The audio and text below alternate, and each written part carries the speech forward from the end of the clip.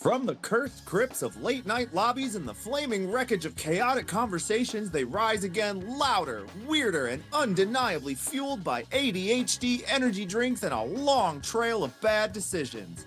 Welcome back to the Undead Family podcast. A group of longtime friends who've been gaming, screaming, and wildly scheming together for years, and now they're dragging listeners right back into their whirlwind of digital chaos. Buckle up, it's weird in here. I'm Ducky. I'm Goblin. I'm Reaper. And I'm Hank.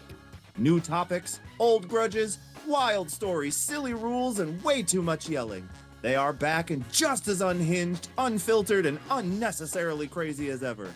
Brace yourself for surprise, side-switching, wildly inconsistent discussions, recurring inside jokes, and the occasional mid-episode chaos. Chaos reigns, nobody is safe. Subscribe now and you'll never be bored.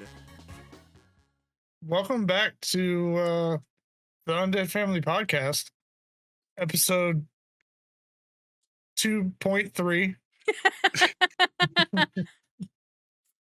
We have now had two full recordings that a audio bug has decided to ruin. So instead of making Ducky spend 3 hours cutting and adjusting audio levels for any time anybody other than her is talking, we're going to re-record this. However, I don't really feel like trying to redo what we did. We did have some good talking points. I will be cutting it up into bonus content, so we're not going to totally scrap it, but it's going to take me a while to get that fixed. Yeah. So, and then also we kind of realized that sharing the screen on Discord, it's cool for us, but it kind of sucks for you guys because it makes it really hard to see not only our reactions, but the actual things that we're looking at. So, I thought it would be fun, other than just, I don't really know why we're doing show and tell, but apparently we're doing show and tell on carry guns right now. I don't think Hank's is considered a carry gun. He could carry it. Absolutely, he could carry it. Down his pant leg. I mean, It's just a deadly unloaded. Gray sweatpants, man. Also, now Hank has a camera. And Hank does have a camera. And Goblin, what did you say? It fits. Oh, I forgot. Yeah, the grain in his video camera fits his mantra pretty well. I think it's great. It's great. Also, the Evil Dead poster is my favorite. I love it so much. I was he scared me a little bit when he first jumped in and turned it on. I was like, "Oh, it's Hank." Oh, you think that's bad? Okay. I was like, "That's what Hank looks like." I came home the day Hank got his camera working. I was home before Ducky, and me and Hank are in a call, and we're just bullshitting. We both had our cameras on. We were bullshitting, and Ducky walks up and goes, "Ducky goes, who the fuck is that?" I was like, "It's Hank." So his camera was at a lower angle. It looked like we were sitting on his lap. Much lower angle. And I literally looked at him and went, "Hank is fucking Santa Claus," and then walked away. Because at the angle of which it was the angle and the light hitting the beard. It was great. It really did look like a salt and pepper Santa Claus. It was great. Did he not say that he does have to have the 23rd and 24th or the 24th and 25th off because he's going to deliver presents? He did. He did. He said that for a long time. Makes sense. Yeah. So I don't know who wants to go first on their little carry extravaganza. You got the mini arsenal that you can choose from to carry. So why don't you go first? Oh, you want me to go first?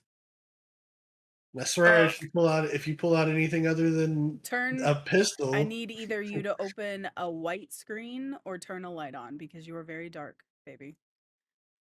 Okay. That's nobody's coming. That's better. How's that? Use Amazon for a key light. I use Google Docs. No. Right. So, carry choice number 1, Kel-Tec, 12 gauge. This will fit right down the gray sweatpant. I'm just kidding. No, I just grabbed this because I don't think Reaper's seen it. That's mine. I have it. And That is this is yours, Kel-Tec. But I wasn't sure if Reaper had seen it. It is cleared. Didn't clear it. You actually can't see the chamber, but it's back there. It's cleared. I checked it about 7 or 8 times. I like Also, the new angle it is on it. Angle Yeah, grip. the angle grip on it looks cool. so the angle grip on it I do like. However, I think I'm gonna replace it. And the reason for that is me and Reaper, actually the last time we recorded, found out Olight makes an angle foregrip that has a light on the end of it that is magnetic rechargeable as I'll well. give you that. And so I think that is what I'm going to replace this with, and then I will be stealing this for an AR. I was gonna say that would go good on an AR. Yeah, and it's got the Olight O sight on it with Ducky's little engraving that I got her for Valentine's Day. But Let's obviously, say, it just has a heart. It has a heart on it. It says love, oh, it just has just a heart. which is the Aw. main reason why when I may or may not have broken a screw in her slide, rushing to install it on her clock, that I may or may not have decided not to put it on anything else until I put it on the Kel-Tec. I just like to think if somebody ever is dumb enough to try to break into the house, they're going to get absolutely annihilated by a shotgun that says love on it. Feel the love. Feel the love, bitch. Spreading the love. All you need is love. 12 gauges at a time. It'll spread the love all over the wall. And a pretty red shape. one buckshot shell at a time. Right. But realistically though, that is not my, and even though I've cleared it probably 5 or 6 times, this is my PSA dagger compact that I carry almost on a daily basis. 9 mil, 15 rounds. Compact. Glock 19 is. Do you want me to carry a full size? That's what I carry. Be a man. Congratulations. I also carry 30 rounds on me at all times, like 35. That's it? Yeah. That's it. If he needs more than How many 30 times do you think you're rounds, going to Jesus. miss? I don't intend to miss any, but Right. Like, it's weight, sir. Weight. It's a lot of weight. You carry what, 18 round mags? yeah, yours? It's 18 plus 1. Yeah. Yeah. Mine's 15 and then a 20. So I still have more capacity than you. My math is right. Like 35 versus. You carry 1 round less than my 36. Okay, Yeah, again, we're not doing your horse bigger than my horse. Reaper? No, it was weird. We did that in Operator. It got really weird. Reaper, what you got? No, so I'm used to carrying a lot of weight because being in the military, you're carrying sidearm, rifle, ammo, backpack, all this shit. You're carrying like, plus on top of that, you're wearing 75 pounds of gear. So I go full size. I've already dropped the mag out of it. I'm gonna clear it one more time. I carry the Century Arms, Canic, TP9 SF. I love this. It's a super clean, shoots real well, got a real good balance to it. It is definitely one of my favorite firearms I've ever owned. I am going to get the Olight for it, and I haven't decided if I'm going to put an optic on it yet or not, but definitely going to get the Olight Mini for it. Because it'll fit right on my little Picatinny rail I got here. You just say Piccatitty? Piccatini. Piccatini. Oh, I heard Piccatitty. Whoopsies. Oh, that's my main carry. And then we'll give you guys a little peek at what my wife carries real quick, just because. That seems scary. This is literally her little Phoenix Arms 22. Hey, when it comes to it, it's gonna get somebody to. It'll bounce. That's what it'll do. I told her, I said, what are you going to do? Tickle somebody with that? I mean, That thing will bounce around. It will. It'll will. end up in a kneecap somewhere. hey. Yeah, that shoots the 22 long rifle, so she likes it. She actually wants to get one of the Canics, so we're going to upgrade her as soon as she gets the money for it, and we got the time to go get it. Hank is struggling. I've put a couple hundred rounds through that already, and I like it. It's What was really that? nice. I said you look like you're struggling. No, I was trying to reach something without getting it. Okay. Yeah. So I'm just gonna show you, and Goblin's gonna tell you what it is because he built it for me. So this is Oh, mine. Is that your Glock? Yeah. Yeah. So that is a Block 26. It's got the PL Mini Valkyrie 2. It's hard because there's no mag in it. Ah. Yeah. Purple. Purple Yeah. trigger. So it's got an Apex tactical trigger. You can see it does not have an RMR plate on it because I broke a screw off in said slide. They're not going to be able to see that. Yes, you can. You can see Oh. that dot because the other one is over here. That dot is the screw. Oh wait, Yeah. no, it's not. It's over here. Yeah, you can. So- Yes, you can. There you go. So you can see there's Yeah, the screw. Anyway, I broke a screw off. It was So not you my screwed up. proudest moment. I We won't did we very won't talk much. about We don't talk about don't- it. I we don't was talk about that. I was very upset when that happened. But it happens. You know, you rush through things, you mess up. That's why you hand tighten before you go straight to a torque wrench, which is the mistake I made. I was like, oh, I've done this. I've got multiple dots. I've installed multiple dots. It happens. You get complacent with steps and you're just like, yeah, I know about how tight. Whoops. I knew how tight, and I knew what the torque setting was. Just a little too tight. So, oh no, it's a little too long of a screw. Oh. Not anymore. That's what it was. It was the Not right anymore. torque setting. Yeah, not anymore. Yeah, no. And I'm either going to replace the slide or take it somewhere. It'll depend. But Hanky that poo? is Duckies. My turn. Your turn. The Canic almost shot a deer last year on the side of the road. Oh, Jesus. Number one, my Colts are But- good. Well, it would have had she not told me that's illegal. Hammerlock on it. This one's set up at 44 cal. Oh, that's I put some nice. custom pearl grips on it. And it is extremely heavy. I And bet number it two, is. My eyeballs itch so. I mean, if all else fails, you could use that as a club. Right.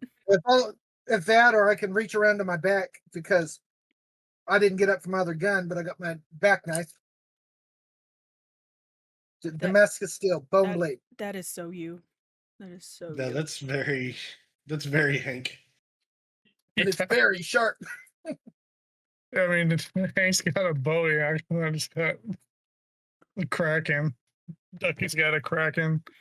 This My ain't car even my knife. only bowing knife. I've got one me and my dad made by hand too. if Yeah. I get in my truck, I got a what was that? Watch Talladega Nights when he pulls out the knife. He's like, "Get your family the Jack Hawk 9000." Yeah, I got one of those. Of course you do. Yeah, I've got my door. I've got a one I bought a long time ago. It's like a 6.5 inch blade or something. It's pretty Well, massive. Look, Anytime- that knife has a compass in it. Like if you unscrew the back of it, Yeah, the handle. It's got a compass in it, and it's got a dry pack, so you can put like matches and stuff in it.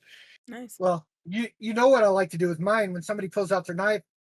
Of course, with this, I go, that ain't a knife. This is a knife. Mm-hmm. You gotta do the Dundee. Right. I don't know Right. why, but my eyes are so itchy. I'm so sorry. I know people have eye phobias, but they itch so bad. Do you have allergies? Yeah. I put my contacts in Probably too. why. I put my contacts Probably in why. and I wore them out yesterday, so that's probably the problem. She's very much like oh, let me put my contacts in for this podcast instead of just wearing the glasses that she had on.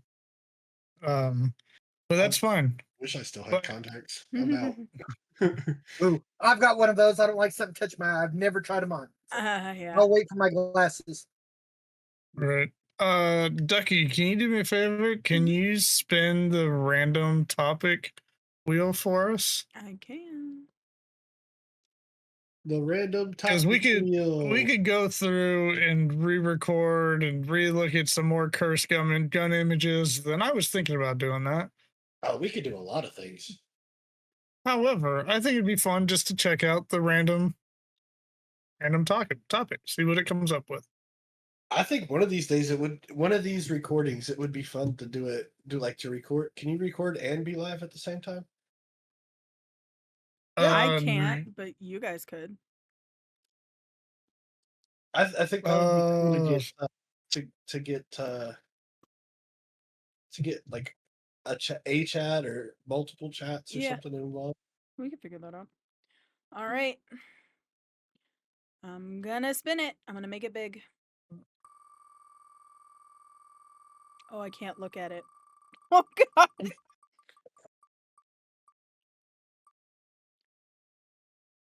Inanimate object. That are probably Inanimate sentient. objects that are probably sentient. Now, do you guys know what sentient means? Alive. Conscious. Yes. Okay. Interesting. Oh, we really don't want me to go down this road. I really do, because I honestly had no topic in mind.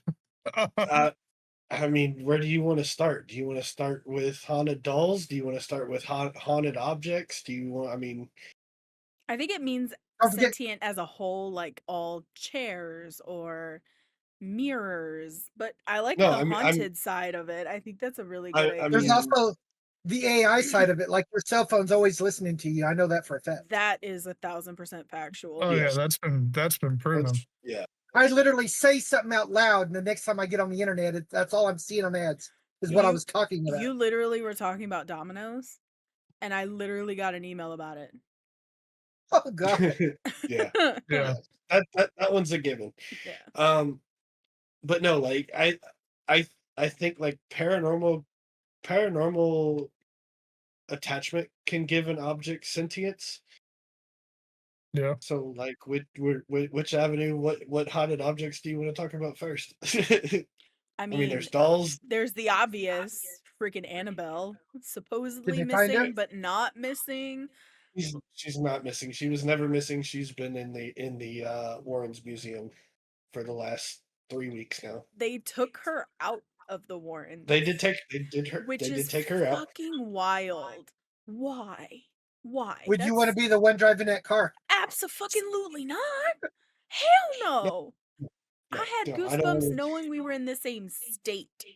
And so there's Annabelle, there's Lily, there's Peggy. Robert the doll is kind of cool. Okay, so Robert the doll is believed to be the original doll that inspired Child's Play. Oh, Chucky? Yes. The good guy doll? Hey, I'm Chucky. Want to play? So yeah. All of these dolls, viewers, if you want to see those dolls that I named, if you want to see Lily, and if you want to see Lily, Peggy. Yeah, I just saw Lily. So Lily was a doll that was made in the 1800s, and her hair, the doll's hair, is actual human hair. It's like the child's hair, right? Yes. Yes. Yeah. Which is how they made dolls in that time. Now, that quote unquote spirit of that child is not what is believed to be in Lily. Lily is believed to be possessed by a demonic. If I entity. remember correctly, supposedly, spirits can't possess an item, they possess people. Demonic they let spirits and demonic forces possess items and people. Yes. So it says the original Lily doll was a recreation of Elizabeth Bathory de East, the Hungarian blood countess, responsible for killing more than 650 people and bathing in the blood of virgins. Yes. Nice. And I would definitely say that the doll captures her vile appearance because that's it. Stop staring at me. I'm scrolling down. So Peggy, Lily, Robert, Harold, the doll. I'm trying to see the full list because if you guys want to go check these dolls out in person, Ruby's one. Ruby's one. Annabelle is in the Warrens Museum. Ed and Lorraine Warren. Robert, Lily, Peggy. I believe Robert. And there's a couple more that I can't find listed. They are at Zach Baggins' museum in Las Vegas. Yeah, that's the site that I'm looking at. It's his site. Harold the doll. They actually took Harold. Kiku is the Japanese one. Yes. Harold. They actually took Harold to the island of the dolls in Mexico. There's an island of dolls. Yes, in Xochimilco. So they went to Xochimilco, Mexico. And the legend is that a man lived on this island named Don Julian. Don Julian found the body of a drowned girl in the canals outside of Xochimilco on his little island. So he put a bunch of dolls on the island and still lived on the island, and each doll was a gift for the spirit of the girl. So there's like 100+ dolls hung up all over the place on this island, and they call it the Island of Dolls. So Zach and the crew actually went down there and investigated and got some really cool evidence. So go check out that episode if you get a chance. But they actually took Robert the doll down there, and he left Robert as a gift to the little girl on the island. Which doesn't make sense because Robert's kind of disappeared since then, but maybe he actually did. I don't know. According to this, and this is U.S. Ghost Adventures site, says he's currently under lock and key at the Fort East Martello Museum in Key West, Florida. Oh, so okay. He still cool. dishes out mischief to anyone who disrespects him and fails to apologize. Yes, well, him and Harold are very similar in that. Or him and Robert are very similar in that. So, like, if you disrespect Robert the doll will f you up. Like, but yeah, there's all it says Robert is directly tied to misfortunes, like car accidents, dissolved relationships, and sudden illness. Only by asking for Robert the doll for forgiveness can be freed of his grip. Yeah, Robert and Harold are two different dolls, just by the way. This isn't a possessed item, but do you, Ducky and Gob, do you want to tell Reaper in the audience what happened to us? What was it, yesterday or the day before? Oh my God, yes! Holy shit. Okay. Sorry, that was very aggressive. I don't remember what we were doing. I was playing House Flipper 2, and I think you two were playing Operator? Or what were No, you were playing GTA. 5M. You were on 5M. Yeah, we were on 5M. So we're sitting here, we're having a conversation, and I'm doing something, and all of a sudden, was it hey? It was like, Crap. hello. I thought you said it was, oh crap. Oh, yeah, it was. It was, oh crap. It was the creepiest thing. So there was like a lull in the conversation, Reaper. And we're sitting here and we hear, oh crap. And it was crispy. So like my Hank's mic is, I'm gonna go with creamy. That sounds really gross. There's some grit to Santa got a silk voice. it. There's some grit to it. And this hey was very, or this oh crap was very, I almost want to say feminine. And it was just like a, it was like, and it was oh crap. low too. It was like a low loud. It was weird. So weird. It was loud enough. I tried to recreate it. I tried to recreate it multiple times to try to be like, this is what it sounded like. And Discord cut it off every single time. It wouldn't let me do it. And only it came through Hank's mic. And me and Goblin are the only ones that heard it. Hank didn't hear it. And I had my Hank didn't hear it because he had his headset on, so he could hear this what we were doing in the game, but he couldn't hear that it came through. It was fucking creepy, and nobody was recording to catch it. It was so crazy. I missed that. You say in a feminine voice, and the woman that built his house and passed away in his house haunts his house. So of course I've started. You want to talk about haunted shit? So where my dad lives, he got the house. It was rent to own when we first got it. When I was moving into, it was the summer between junior and senior year. No, the summer between sophomore and junior. Doesn't matter. But the guy that owned the house previously died in the house and wasn't found for a couple of days because he was an older man. So they completely gutted the house. They redid the whole thing. They flip-flopped the whole thing, made a bunch of changes, like completely like put the living room where the kitchen is, put the kitchen where the living room was, the living room where the kitchen was. It was crazy.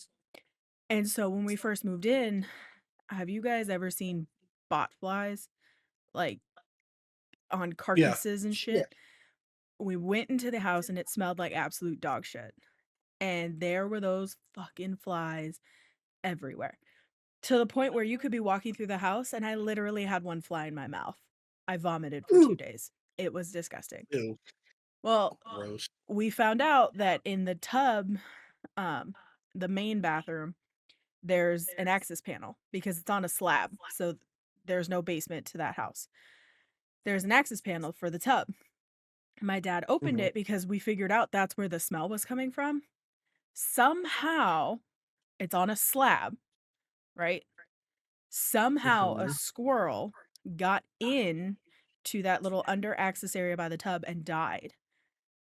And that's why we had bot flies, which was freaking weird. And like it was like stiff mummified squirrel. So it was like, was it freshly dead? Been there for a while. Right. So we were like, why are these here? Like, what is happening? So when we used to have a dog, she was a black lab shepherd greyhound mix. Cause why not? When I say high energy, I mean it.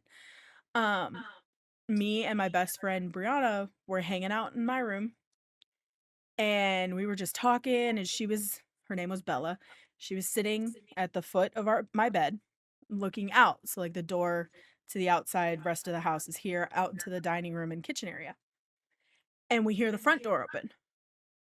And we thought it was my mom. So we're like, hey mom, like what's for dinner? And I see Bella stand up and her paws to the edge of the carpet of the door frame, right? Won't pass onto the tile. Well, laminate floor. This is the Nuggets old room, by the way, Goblin, because you've been there. Standing there. Just if you've ever seen a shepherd point, like, you know what I'm trying to say? Like when they're just laser focused. I have Standing a German there, Shepherd. the fur on her neck straight up.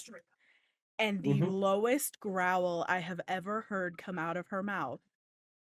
And I'm like, oh shit, did somebody just break into our house? And then my friend leans back to look through the curtains, and we hear my parents' bedroom door slam. I mean, hard as shit, slam close. And Bella starts barking, like aggressively barking, like, get the fuck out of my house. What are you doing? I'm gonna eat you. And we're freaking out. We're screaming. I call my mom. She's like, I'm like 5 minutes away. What's wrong? And I was like, I think there's somebody in the house. I don't know what to do. She's like, shut your door. You'll be fine. So she gets home. There was fucking nobody home. That's the move. Illinois. Yeah. Literally, we would have been nowhere. We would have nowhere to go. Anyway, not the point. So she Kitchen's gets home. right there. Grab a knife. Yeah, but the kitchen is past the door. Whatever. So she gets home. You didn't play softball or anything? Grab your bat. No. Soccer. Hello. Shit. Anyway, not the point, jackasses. Jesus Christ. So she gets home, she goes through the house, there's nobody there. She's like, my door is open. What are you guys talking about? And like, we're telling her what happened, and she's like, that's crazy. Fast forward a couple of times. My dad does not believe whatsoever. He does now. But when I was in high school, he did not believe in any of that shit. And a muppet like you past selection. There will be times at my dad's house that you will literally see, like, I was sitting in his room one day and we were talking about something, and I saw a shadow pass through, because like his bedroom, it's a small hallway where there's a bathroom, and then it's his bedroom, and it comes to, there's like a wall, so it's the bathroom door is here and his bedroom door is here. So his door is open, and I see something walk past, but walk right through the wall, like not coming out into the kitchen, coming from the kitchen through the wall. And I was like, what the fuck was that? And then one night when the Nugget was really little, he used to be upset at night when he started sleeping in his own room because he said, the man scares me. I'm like, what man? The tall, skinny man scares me. And I'm like, oh, that's fantastic. That's what I want to hear. So he goes to bed that night. Sometimes goes by, and I asked him again because he started having nightmares. I was like, are you okay? Like, is the tall, scary man scaring you? And he goes, no. The little girl with big brown eyes and brown hair told me she's going to keep him away from me. I start crying because when we first moved to Illinois, we moved into a house, and next door was this sweet second grader, brown hair, bright round brown eyes, who was run, bitch, run! Nice, who was murdered on Mother's Day with her best friend. Topic for another time. But we were very close when I first moved in. She was like my first friend when we moved there. And that made me sob because I was just like, oh my God, she's watching over him. Fast forward a couple of years, I'm trying to get ready for work. I can't find my fucking car keys. They're not hanging up. They're not in my room. They're not in my purse. They're nowhere to be found. And I am at this point about to text my boss and tell her, hey, I can't come in. I can't find my car keys. And so I go to the freezer to pull something out. And when I open the door, my car keys are in the center of the ice maker, not on top, the fucking center, like in the middle, just up against the plastic. And I'm like, what the what? So I reach in, grab them. They weren't even cold. Like, they were cold, but they weren't like they'd been there all night. So I was like, what is happening? So I'm like, whatever. So I get in the car and I'm driving to work. There was a massive accident. A massive accident that I almost guarantee you, if I had left when I normally left, I would have been in that accident. Well, I got one for you. Terrifying shit. A couple weeks ago, I had a cool spell in town. What? Pause. Is your chair touching that picture? It does. The Yeah. chair touches the picture. When I lean back. I just saw his eyes go whom. I'll say. I was like, oh my god. Like, what is wrong with you? Okay, ready? Now we are. Couple weeks ago, it was in a colder spell. It was like 60s and 70s, so I had all my windows open. Well, it started warming up again, so I was in the living room. I went and shut the window, and I started shutting all my windows so I could turn the air on. You know, I got back to the living room, sat down, and looked over, and the window was up again. All the way. That shit freaks me out. Something didn't want you to close the window. So back to the original topic. So a couple of the most haunted objects. The Hope Diamond. The Hope Diamond is on the list. Of course, you could see that at the Smithsonian. Mm-hmm. Any part that come off James Dean's car too. Did he right? James Dean's car, yes, was haunted. But two of my favorites that top the list, and these are at Zach's museum. You can go see them. If you watch, what is it? Cursed Objects, I think is what it's called, or paranormal objects. It's cursed objects or like paranormal objects. You'll actually see these two objects because he talks about them and he gets close to them. The first one is the Dybbuk box. Those are fucking crazy. So the original Dybbuk box was created and built by a Holocaust survivor. Mm-hmm. But that's not what's believed to be in the box. So in the Jewish faith and religion, they believe in Dybbuks. Dybbuks are kind of, in a way, similar to our poltergeist spirits. They're very mischievous, very malevolent, but they can be very dark. The guy that originally owned it bought it from the original person who made it, gave it to his mom, and within I think it was 3 days of her having the box, she actually died of a heart attack. Very, very, very, very cursed item. The second is the conjure chest.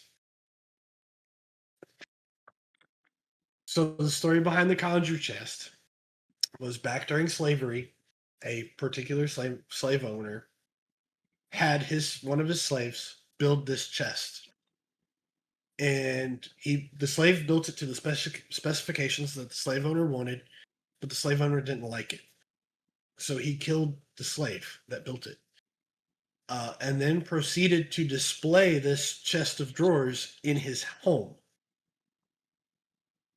even after killing the slave over it. So, very, very, very, very old, haunted, voodoo magic around the conjure chest. I would not mess with that.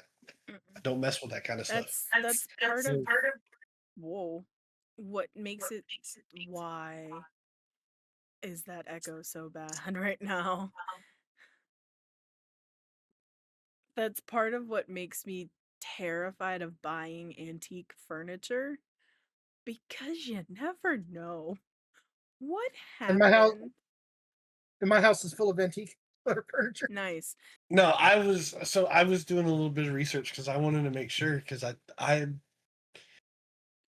remember the heart of the ocean from the movie Titanic, so I was wondering if the Hope Diamond was part the of one it. that was on It's the not. Titanic. Yeah, I don't. It's think so. not. The heart of the ocean is a fictional piece that looks similar to. It's similar to the Hope Diamond, but there's no actual connection between the two. But yeah, it's a total fictional. It's a total fictional, fictitious diamond. Did you guys know that, like, several hundred years ago, they used to make brown paint out of mummies?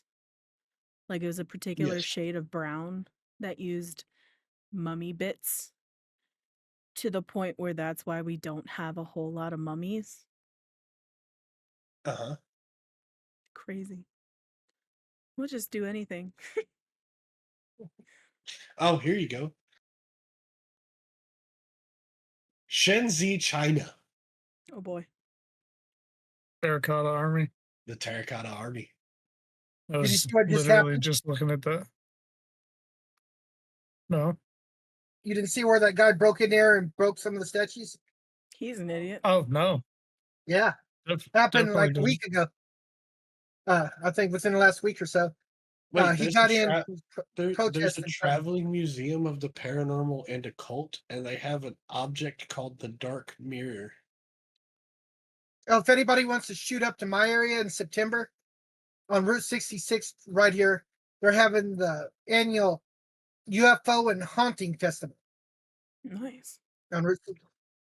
And a whole bunch of paranormal hunters are going to be there and UFO experts. I enjoy the fact that this is Goblin's episode and he's just letting us kind of go on. That was my entire plan. I don't know what you thought I was gonna do. I put a lot of effort into the last one. It was either try to get genuine reactions looking at weird shit again, or hey, let's spin this random topic and see if it'll spiral Reaper into a rabbit hole. Seems to have worked perfectly. Do you want another random topic? Oh no, I'm sure we can find more haunted objects. Oh. Look, guys, if it's not military, guns, and paranormal or history, I'm usually not excited about it. So when that popped up, I was like, well, you can have. I mean, we could always talk sentient about the bat objects, bombs. or you can what? have sentient possessed objects. Does Reaper know about the bat bombs? Bat bombs. Yeah. Do you know what the bat bombs were? He's like, let me Google really quickly. So this will be interesting, and the Fat Electrician does a great video on this. So I'd highly recommend to go watch his video on it. He will do it way more justice. Oh God! But in World War II, there was a plan that was not only thought up but tested, that they were going to use bats to create fire bombs, to firebomb Japan. And it was called the bat bombs. And they designed an entire structure to hold them in and everything. And it was basically because if you would napalm an area, it would, or firebomb, it would just firebomb that area. But bats, they seek dark, quiet places, and most of the area was constructed of wood. Lord, and so the fire bombs were time delayed. They tested this on an army base in Nevada, actually. Yeah, and New Mexico doesn't. It was supposed to be a dry run, and they said they forgot to not arm the fire bombs, and so they burned an entire airfield to the ground. Project X-Ray. Yes. Yeah, I'm gonna have to go watch this because it's incredible. It's wild. I remember watching it. What's wild is the amount of times the U.S. government and the U.S. military have used animals in some sort of way. Well, they tried to use dolphins to solve a problem. Mm-hmm. Well, remember, I mean, have you seen his Band of Beavers episode? Yes. I was gonna bring up the Band of Beavers too. So if our viewers don't know what that is, go watch the Band of Beavers episode by Fat Electrician on his YouTube channel. Goes into and we're just promoting the Fat Electrician on this podcast. That's what we're doing. I mean, why not, right? I mean, we love him. We watch Nick's him. great. We love him. We love him. We watch him with the Nugget all the time. It's the only time we can really get him to sit down and watch a show with us and be interested in it. Oh, his outro though is just absolute gold. Quack bang out. To be fair, I love his wife. Did you see what he came out with? I have not yet. So he came out with a tuxedo t-shirt, and the buttons on the tuxedo shirt were quack bangs. Nice. Okay, so band of beavers. They had to move. There were beavers. They were trying to build houses in this area where it was overpopulated with beavers. The U.S. military stepped in and said, "We can help with that." So they custom post World War II.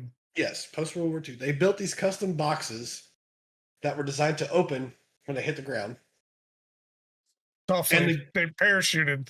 They parachuted. They didn't just kick them out and then they're gonna open. On safe arrival on the ground, they would open up and let the beavers out. Yes.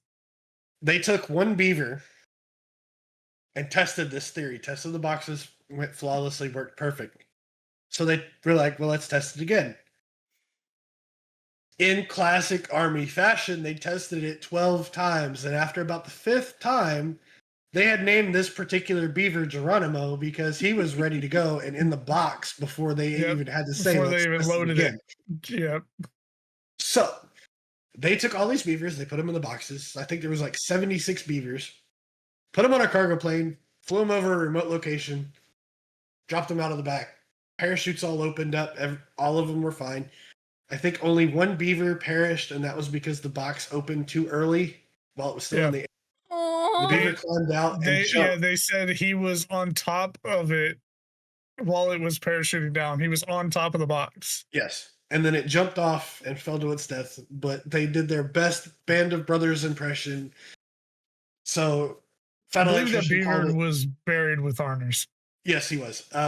So Quackbang did an awesome video on the Band of Beavers and their best Band of Brothers impression. So yeah, the U.S. military does some stupid, crazy, insane stuff with animals. Yeah, they do. And 90% of the time it works out. Oh, what was it? World War II, they tried to use dolphins for sea mines, wasn't it? Yeah, they tried to use dolphins to detect, yeah. Yeah. Don't even get me started on dolphins. But to detect and safely disarm sea mines. Disarm, yep. I was like, don't get me started on dolphins in the Army because there's one lady that I'm sure you all know about. I will say this: the work that they do with canines, exceptional. We don't call these so. In the earlier days, they did use German Shepherds. Nowadays, they don't use German Shepherds so much. Nowadays, they use German Malinois. Yeah, or the Belgian Malinois. We call them. So when you're in, 9 times out of 10, you're paired up with a unit that, in some capacity, uses a dog. We dub them fur missiles because when you let them off, they're a freaking fur missile. Yep. They're off the rails. It's done. So Ozzy's a shepherd, and that's the way he is on everything. Understand a lot of my stories. I can't go into a whole lot of detail. I can go into some, but I can't go into a lot. So we're working with this dog in an undisclosed location in the Middle East. Working with this dog. And we're told to wait. So we're waiting to go in. We're going to breach this building. And we're told to hold off. And we're like, what are they going to do? So they actually had a canine nearby. And they sent them over. And they're like, we're going to send in the canine. Okay. So they let this canine, they got the canine out. Cracked the door just enough for the canine to get in. And he told him to go to work. And he went to work. And when I tell you the amount of screams coming from inside that building that we were about to go in, that we knew there were a bunch of bad guys in, we didn't have to wait very long before several of them came running out, throwing themselves on the ground, talking about, I surrender, I surrender. I bet. I love watching them, like when they parachute out and land. Oh, yeah. It looks so aggressive, but they are so excited. With the dog strapped to the front of them? Or the dogs by themselves. Yeah, oh yeah. They'll parachute the The dogs one by themselves. The Absolutely. one that gets me is the videos of how they got them trained to stay right between your legs as you're in a situation until you give a command. Yeah. It's like- not hard to do. My neighbor, he has one, and she's actually trained that way. And like he's not military or anything like that. He just had her trained that way. Her I'll go into that story in a minute. But there's a story linked to that. So the last guy out literally is running out with this dog latched to his ass. Screaming, "Get it off me, get it off me." Release. In Pashto. Release. And our translator just starts laughing his ass off. So we're looking at our translator like, what's he saying? He's like, "Get it off me, get it off me." So this, I mean, he throws himself on the ground, and this dog is just tearing him a new asshole. Literally. And finally we get the dog to let go. But like the stuff that the military does with the canines, they are a huge asset, and absolutely love having them on the battlefield. They do all kinds of different things.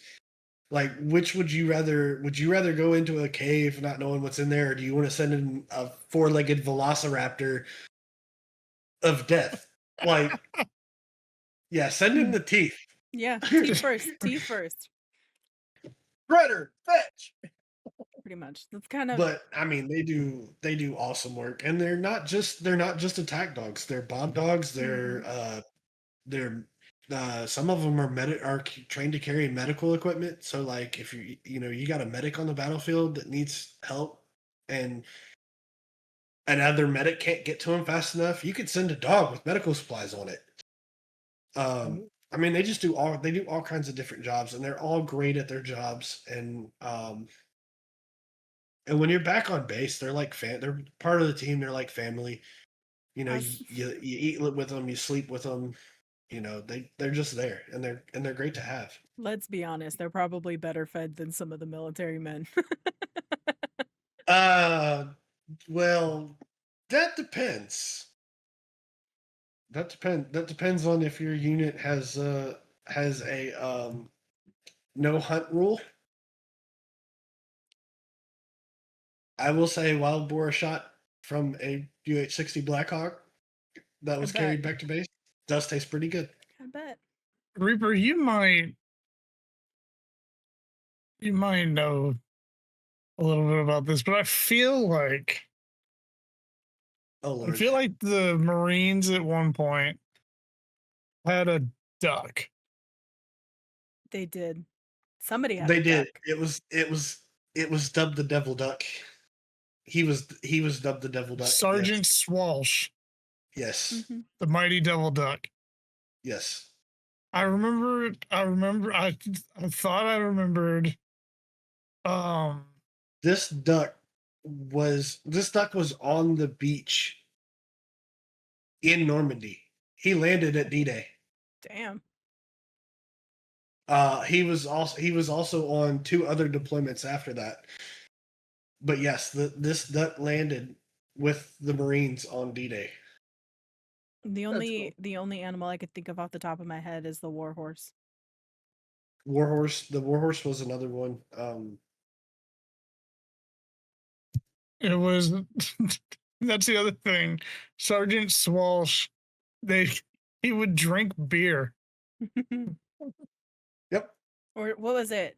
Stubby. And he passed away in 1954 due to a liver disease.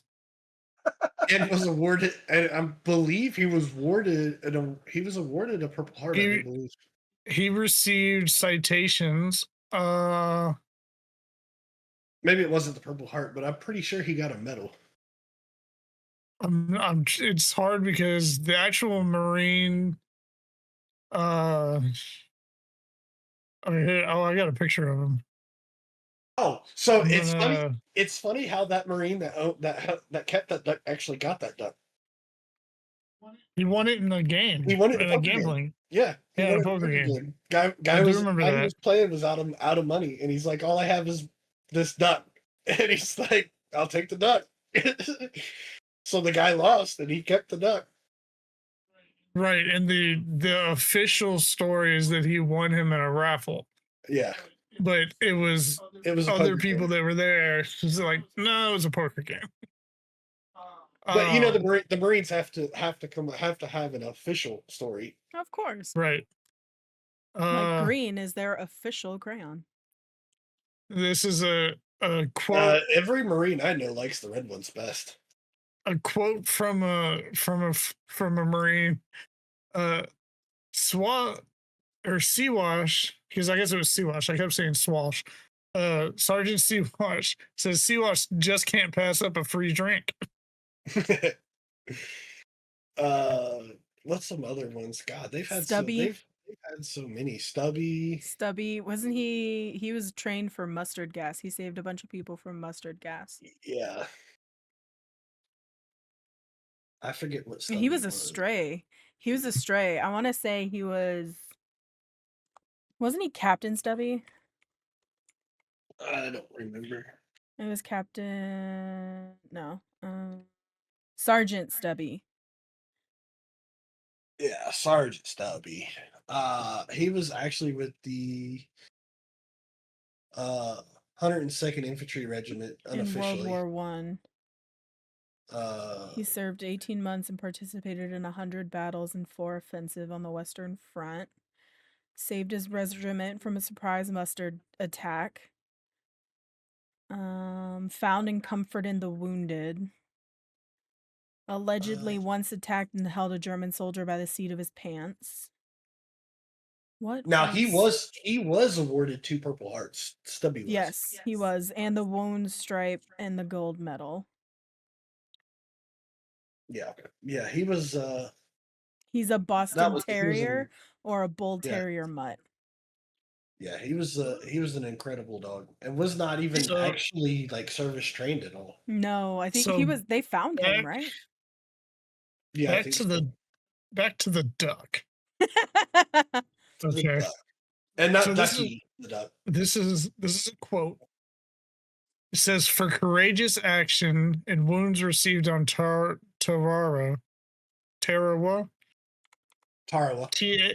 Yeah, whatever. In the Gilbert Islands, November 1943, with utter disregard for his own personal safety, Seawash, upon reaching the beach without hesitation, engaged the enemy in fierce combat, namely one rooster of Japanese ancestry, and though wounded on the head by repeated pecks, he soon routed the opposition." The citation read, "He refused medical aid until all wounded members of his section had been taken care of."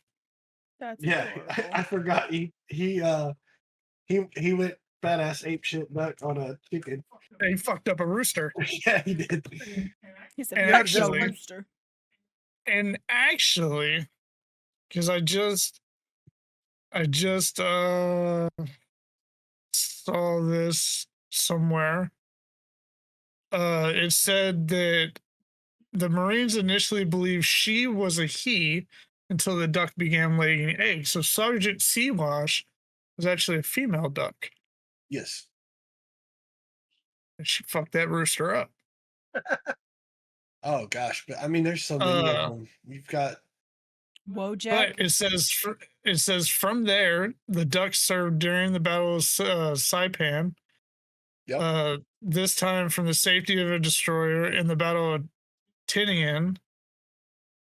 And then it says, but the Marines couldn't keep a good duck down, and at Tinian, the duck hit the beach on D-Day and personally captured a tiny Jap duck. Time reported in 1944 after Tinian, however, the duck's war was over. So this duck took a POW. Yeah, for real. Have you heard of this one? And this article is in the Marine Corps Times, so it's very detailed. I love it. I did save the image for you, Ducky, so if you want to drop an image of Sergeant Seawash, we can. Hold on, Hank's got one. I got one. It's I hope I'm saying this right because it's Polish name. Wojtek. That's what I was was just looking at. Oh yeah, the Polish bear bear, during World War yeah. II. Did you say bear? Bear. Bear, Yes. yes, bear. He started out as the He's a- mascot of this unit He's a brown in, bear. in Poland in World War II, but they officially gave him an enlistment number as a rank as private, and he was trained to carry gear for him. And he was a 6 foot tall, 250-pound brown bear. Bro, could you imagine you walk up on a unit and there's a bear carrying their ammo? He was later promoted to corporal. And then after World War II, he lived in the Edinburgh Zoo. Yeah, he lived out the rest of his life in Edinburgh. You see a unit with a bear carrying their stuff for him, you're like, home. screw that unit. I'm going after a different unit. Yeah. You walk out and see that, and you're just like, I need new pants. Hey, you should have worn the brown pants. That's when it was, I'm glad I'm wearing the brown pants today. Right. But yeah, there's so many. There's Wojak, the bear, Cherami, the homing pigeon, the World War I German pig. Yeah. Sergeant Stubby. What is this? What is this picture that I see? G.I. Joe, which was another carrier pigeon. What picture are you seeing? Okay, I'm gonna save this image. It's a picture of a cat in the barrel of a tank. Oh, sorry. Oh yeah. Yeah. Simon the cat? Simon the cat. Yeah, I was just looking at Simon. Simon, let's see. Rags the terrier. This one says it's not a tank. So this is Togo. Togo? Togo's the cat, the mascot of the battleship HMS Dreadnought. Oh, okay. So Simon was the Simon served aboard the British frigate HMS Amethyst. Mm-hmm. He was recognized for controlling a rat infestation and boosting crew morale during a siege. He was awarded the Dickin Medal for his contributions and became a beloved figure among the crew. But was he ducked? He was also, this one says, Simon was riddled by shrapnel and partially burnt by artillery in a fire from the initial attack on the HMS Amethyst. Yeah. But he went back to service to combat the surge of rats that were damaging the limited rations on the ship. He was awarded the Animal Valor. He received the Dickin Medal for Animal Valor. Here you go. Turpitz the pig. Mm-hmm. That's the one Hank was talking about. So Turpitz was originally kept as a food supply, and she later became the mascot for the crew of the HMS Glasgow after surviving the ship sinking. They even awarded him a fake Iron Cross because he stayed with the ship. Mm-hmm. And then, of course, Cherami. Everybody knows Cherami, and if you don't know Cherami is like one of the most famous carrier pigeons of World War One. Yeah, I was gonna bring up carrier pigeons. I believe Cherami was shot several times? Yes, in the chest. And still saved like 109 men, I think I saw. Yeah. Sergeant Reckless is the warhorse. Yeah. Yeah, one of them. There's many. Several. Since Goblin's pretty much let free reign go of his episode, his re-record. Before I go into it, I'm enjoying it. Before I go into my tangent of the two coolest naval incidents in history, is one of them the ice cream? No. I want to do this. Being the only one in the group that's been in the military, I'm going to open it up to you guys and let you guys ask me anything you want to know that you think I would know about the military that I can speak about. This is going to get fun. Right. I can't think of anything. Yeah, that's a real that I want to know. Right. You also got to filter out. Well, I can't ask that. On a scale of 1 to 10, how constipated do MREs make you? 9 out of 10 every time. What's the best MRE? So that is that is open for debate. What is your favorite MRE? My favorite MRE is by far, hands down, the roast beef or the beef stew, because it tastes so good going down, but you will regret it later. I can promise you that. And don't eat the peanut butter out of the packet of peanut butter that comes in the MREs. I really want to try the jalapeno cheese spread because it just looks so good. So good. Reaper, you served in the Middle East, right? I did. Did you ever see one of those camel spiders? Yes. God, yes. Oh, God. They're real. That's what I want to know. Okay. How long did it take you to get the sand out of your ass? Longer than getting it out of his ass. Yeah, longer than I would have liked. No, you get over there, sand gets everywhere. Honestly, I mean, you wake up with sand everywhere. How do you think Dom feels when he comes back from El Paso? I mean, probably the same way. Based on him saying, "I haven't seen trees in forever." Literally, quote. Hank, I watched. So we're out on patrol. Can't tell you where. Can't tell you what we're doing out there exactly. We're just on patrol. You're going for a walk. And we're stopped on the side of the road because we're trying to get some intel. And which we don't normally stop. We're pulling, so the guys are all out pulling security. This particular patrol, I'm in the gunner, I'm in the turret. And the next thing I hear is, holy fucking shit! And like 4 guys jump on literally climb up on the MRAP. And an MRAP doesn't sit very low, so you gotta really climb. You gotta bolt yourself onto that bitch. Of an MRAP. So these guys, literally 4 guys climb on the MRAP. And I'm like, what? And I spin the turret over. I'm like, what are you guys afraid of? And one of them goes, there's a fucking camel spider. And he starts shooting it with his M4. And he hit this motherfucker 5 or 6 times, and it was still alive. It wouldn't die. Oh, God. Oh, hell no. Oh. Ducky, have you seen one of these? No, and I don't want to. This big around from the tip of its legs. Body. So, no, that was the whole spider. It was like that fucking big. So a camel spider is actually a sun spider is the real name, for anybody wondering. If Ducky wants, I can save an image of it if she wants to put it. It's gonna haunt my They are not fun.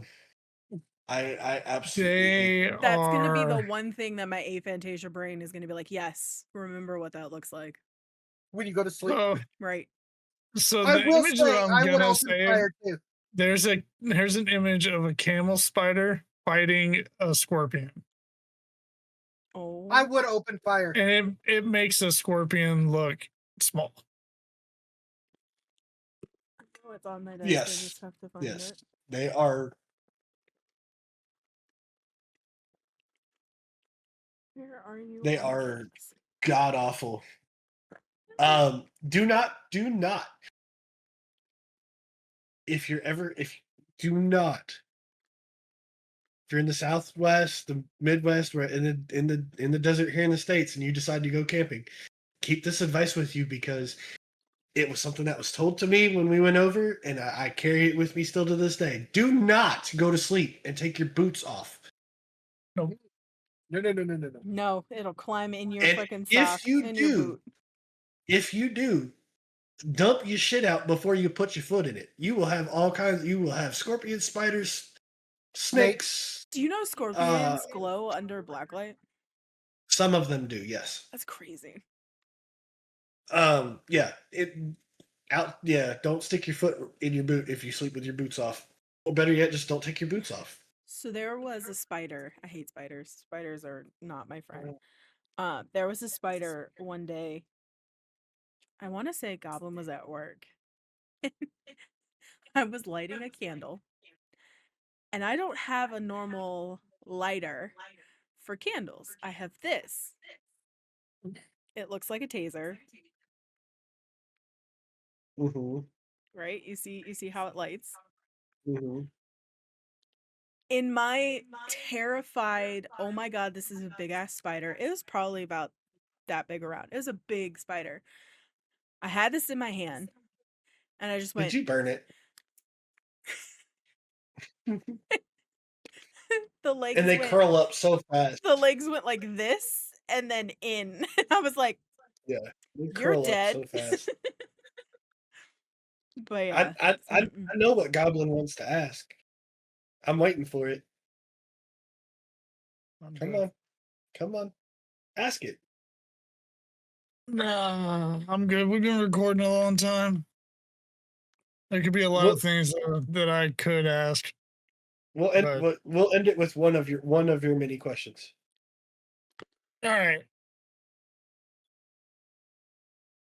What's your favorite piece of equipment you ever got your hands on? Favorite that you can talk about. Favorite piece of equipment. Gun, equipment, night vision. Our nods weren't that whatever. great. Nods could have been better. I'm not worried about that. I can go into all kinds of different stuff. So we don't have the Army doesn't have a whole lot of classified weaponry.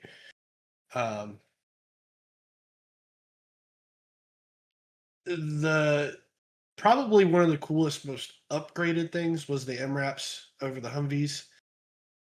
Yeah. So much those safer. are dope. So much safer. So this story goes all the way back to basic. I'm gonna take you guys back to basic. We going on a trip. Yeah. So we go up to the rocket range. It's rocket day. So we spend the whole day shooting 9mm tracer rounds out of modified AT4 tubes. That just sounds like so much fun. Oh yeah. I mean, that sounds incredible on its own. Full-size AT4 tube, and you shoot 9mm.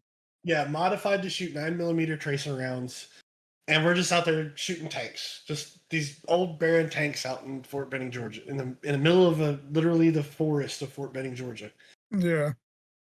And they're like, okay, so to round out the class today, 4 of y'all are going to get to shoot a live rocket. I was like, dope, I hope I get picked. So at the time, I was the platoon guide for 2nd Platoon, which means basically it goes command, your drill sergeants, and then your platoon guide. So anytime the drill sergeants weren't around, the platoon guide is technically in charge of the platoon. You'd be like the acting sergeant, but you're whatever rank you are normally. So they went off and discussed who they were going to let shoot the rockets, and they came back and they were like, we're going to let the 4PG shoot the rocket. And I was like, oh shit, I get to shoot the fucking rocket. So when I tell you that they had me come up to the firing line, get down on a knee, they put this rocket tube on my shoulder with a live rocket in it. And they're like, okay, remember this to go through your steps. So I go through my steps, I set it up, I set the sights up, and I get ready to fire it.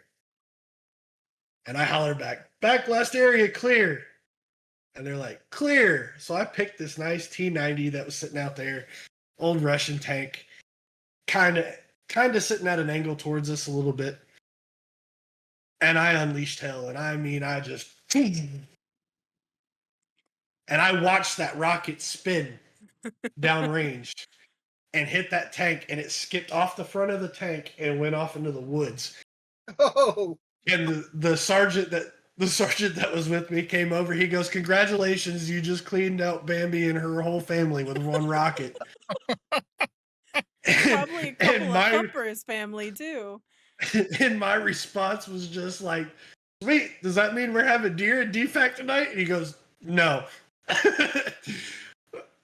But that was the most badass moment that I have had in my entire time in the Army was the one time I got to shoot a rocket. I can imagine. Sadly, they wouldn't let me touch it, but I was at a Love's truck stop near Fort Campbell, and a convoy pulled in to fuel up out on maneuvers. Mm-hmm. And they pulled in and had a 155mm cannon with them. Oh, yeah. 155 howitzer. They let me get up there and said, "Don't touch it, but you can come over here and look." And I was like, "I'm on my way." Oh, there you go. So, I mean, just the stories, the military stories that I've heard from Unsubscribe and Say Hi to Eli and all these guys. It's so crazy. I mean, it's. I mean, if you listen to the Sean Ryan podcast, it's a whole nother level. It's hard to say it, but literally you could equate. This is my take on it. I would basically call the military a badass frat party that you get to go out and kick ass.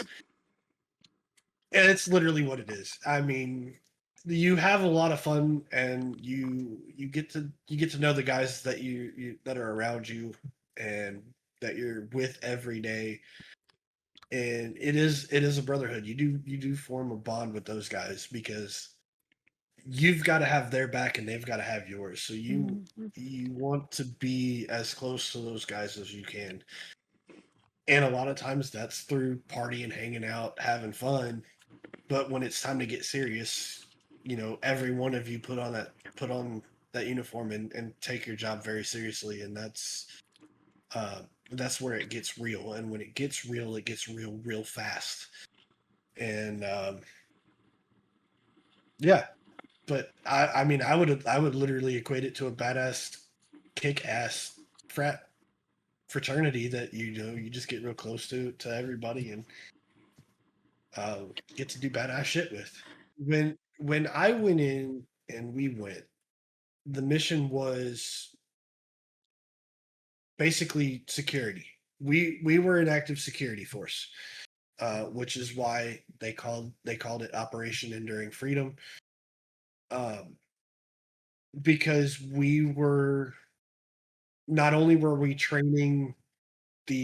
still training the Afghan army to be able to defend themselves.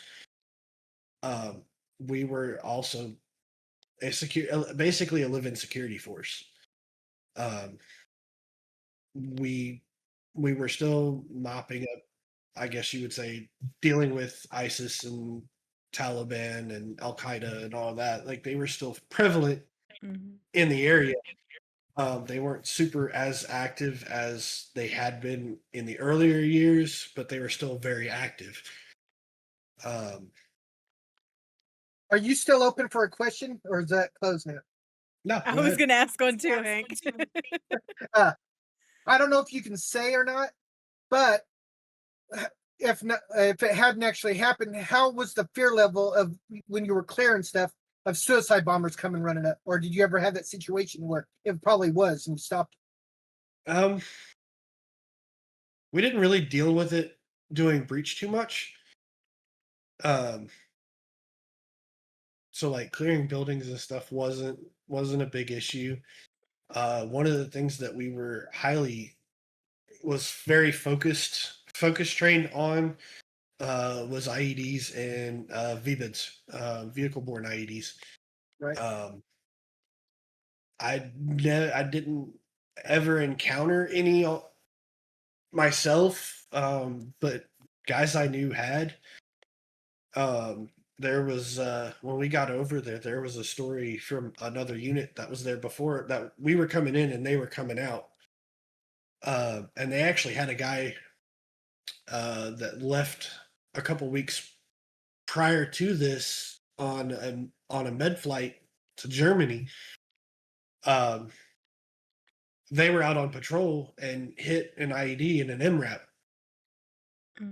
And when I tell you that, yes, the MRAP is designed with a V-shaped hole on the bottom to explode that blast outward, the pressure still will lift that MRAP up off the ground. And it lifted this MRAP 20, 30 feet off the ground. Good God. And when it landed, it threw everybody in the back around. And literally he ended up being med-flighted out for, I think he had like 4 or 5 broken ribs. It broke his arm, broke his leg, but he was alive. Yeah. And that's why when I say that MRAP was probably one of the greatest things that the military's ever come up with, is because when they introduced that, more lives were saved from those than just driving around in Humvees. Now, we still use the Humvees, but 90% of us preferred the MRAPs. Oh, yeah. It's like a bulletproof vest. It hurts, but it saves your life. Yeah. Well, do you want something with a V-shaped armored hull, or do you want something flat with no armor? Right. I mean, What year did you enlist, Reaper? 2010. Okay. Because the Nuggets dad was 2012. No, Yeah, I went 2013. 2010. Because it was the same year the Nugget was born. I went through basic in 2010, and then I got my orders for my first deployment in early 2011. Yeah, so he went in 2 years after you did, 3 years after you did. Because he didn't start basic until 2013, after the Nugget was born. Basic was serious, but it was a blast. I had a blast. Yeah. I mean, you get to do everything from Literally, when repelling. you blew up Bambi. Yeah, literally. I mean, you that's where you familiarize yourself with all of the weapon systems that we use, or used. Tactics and training. You do a lot of that stuff, and then, yeah, like I said, the weapon systems are pretty cool. You know, you learn about just about everything except artillery. Favorite story. One of my favorite stories of all times. The time I was actually close to an A10 rolling in. So I kid you not, we're out on patrol. We start taking fire. Figure out where, we get hunkered down. We start shooting back. We realize that these guys are a whole hell of a lot closer than we thought. And there's a whole lot more of them than we thought. So Sergeant's like, all right, guys, here's the deal. We're either gonna have to fight out of this, or we're gonna have to call in some support. I'll let you guys vote. And we were like, support ASAP. Like, get it here. I'd like to phone a friend, please. Right. So he gets our comms guy, and our comms guy gets on the radio, and he's calling back, and he's like, hey, do we have any air assets? They give him the comms channel for AWACS. AWACS is overhead. Because, you know, this whole time, they're constantly air superiority over our head. So there's jets flying around all day. They'll fly over, you won't even know they're there. And then there's a lot of times where they know you're there, so they're gonna buzz you just because they can. So surprise! When I tell you you're driving down the road and all of a sudden you have an F-15 streak overhead and then take off, like, launch vertical straight up over, yeah, it's pretty badass. So comms guy gets on with AWACS, and AWACS, he's like, hey, you know, we got any air support? This is our spot. Friendlies will be marked with green smoke. And AWACS calls back. He's like, I got a couple hogs. They're about 5 minutes out. Cool, send them. So we pop green smoke and throw it so they know where we are. And I mean, 5 minutes later, these guys are rolling in and they're talking to our comms guy, and we gotta he's out there telling them where these guys are at, what direction the hogs should come in. Which is typically you have a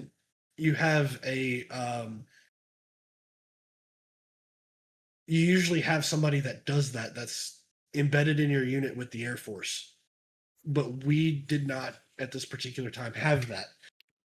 So we're doing it all ourselves. And all you hear, man, is these A-10s roll in. And you hear the wait, delay. There's like a 5-second delay, and then just and you're just like, yeah, get them. And they're coming in, rolling in with rocket pods and fucking 20mm Gatling cannon on the front of that thing. And they just smoke everything in that area. And we will insert a clip for anybody of an A10 Oh God. buzzing because it is a sound Oh, that is Oh. like no It's other. it is a sound that you will never forget. The engines Eighteens are so alone, badass.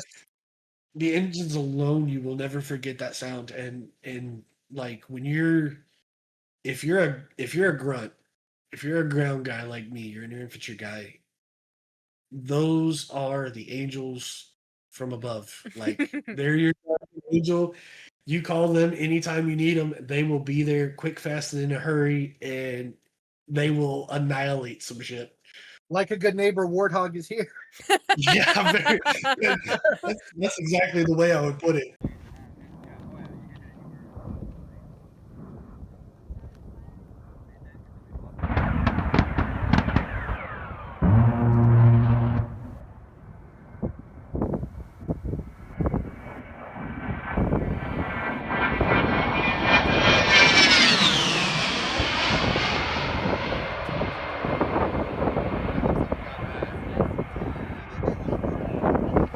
What's the thing that's I at the mean, base that not randomly goes off, but goes off and it sounds like just death?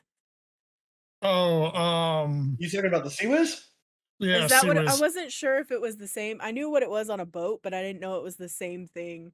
It's I called keep different on a thinking boat, sea and witch. Is that what it is on the and I boat? for, Is a sea witch? no, on the boat it's shit. I forget what it's called now. Yeah, the Army and the Air Force call it the Sea Whiz, CWIS. The Navy calls it the Phalanx. Yeah, phalanxes. It's actually CIWS, Sea Whiz. So yes, we were at Bagram, and you'd be surprised at how often in the middle of the night, like you just get used to it. But It just goes off. you'll hear an alert tone. It'll like and then it'll play a message that says incoming, incoming, incoming, incoming. So you're supposed to take cover and all that stuff. But by the end of being there, we were like, we just trusted the Sea Whiz so much. Like, and these things will literally train onto whatever's incoming and I mean, they're like way overpowered, superpowered miniguns that will just shoot the stuff right out of the And air. it's not a person, right? It's like No, I don't want no. to say AI So because it that's uses not right. radar. Okay. It's all radar. Yeah, it is literally a radar guided 20mm Vulcan It'd be cannon. automated. Yeah. Thank you, Hank. That was the word I was looking for.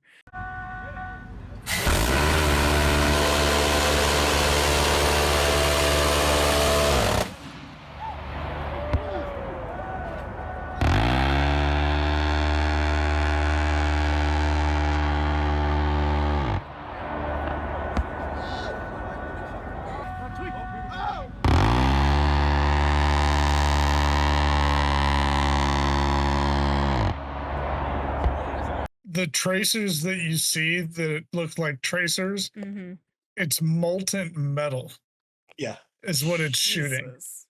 So it's not tracers. It's just metal that's just going to rip through whatever it hits. Oh, yeah.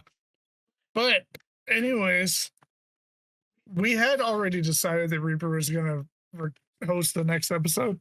So I'm going to keep that in track. That was already planned. We just had to re-record some content for you guys. So I hope that you guys enjoyed this rabbit hole extravaganza that we went down. The very typical, what I'm assuming is going to be what Goblin's episodes are, is have us do all of the talking. Work smarter, not harder. Like, what do you expect from me? I worked very hard on the last one. I just would like to point that out. I came up and was finding the images to show and all of that. Thank you very much. Yeah. However, it was a lot of fun. I want to thank Reaper for being here and Ducky for making us do this again because it's been a lot of fun to do it. Usually and Santa Claus Hank. Some of this content and some of my stories may end up on TikTok or as clips. Yeah. You can. Well, what do we want the audience to do, guys? Subscribe, leave a like on the video, and turn the bell notification on because you want to know when we post. Yeah. So, thank you guys for being here, and we'll see you next week. Bye. See ya. Hey, guys. Bye.